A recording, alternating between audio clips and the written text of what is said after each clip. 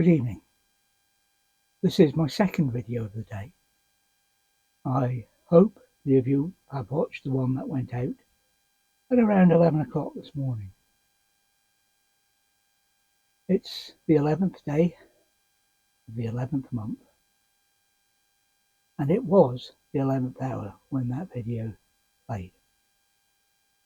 But this is just a little follow-up to remember not just the people who died as heroes or cannon fodder in the two world wars, but to those that suffered afterwards, those that suffered with terrible injuries and terrible mental health problems. Now, while not comparing my mental health issues with those that have taken part, willingly or otherwise, in two world wars and the many other conflicts we have had, and other situations, I don't want to compare me with those. But I heard the other day a celebrity, for want of a better word, one of these film types that have suffered with anxiety and depression and even PTSD. I'm not saying they haven't. I'm not saying that in their experience it was easy. But they do have the advantage of checking into a clinic where they are wined, dined and looked after until they feel better. Some don't have that. Some didn't have that even as an option if they had the money. In the two world wars, particularly the First World War, that was called cowardice. Yeah, cowardice. These days we know it as PTSD. And they began to get the idea when they started calling shell shock what it was.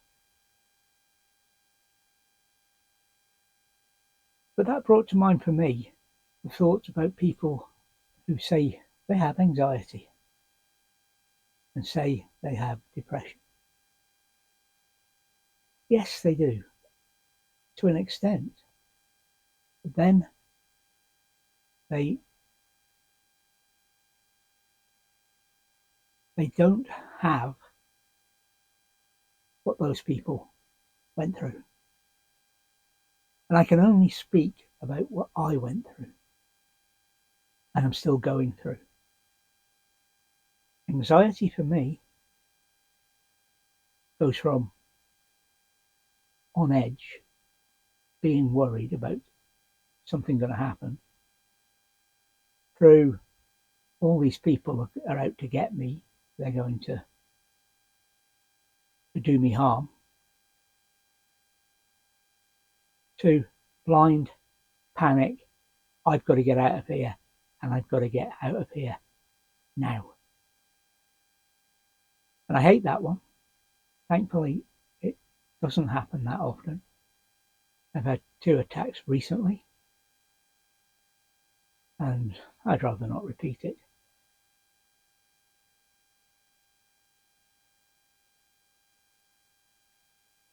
From depression, that's another thing.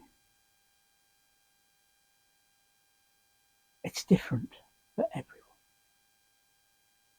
I mean, different. The world, the web, seems to have got hold of this idea of a black dog. That image doesn't work for me. Black dog, even with a droopy tail, would be a sight to see. The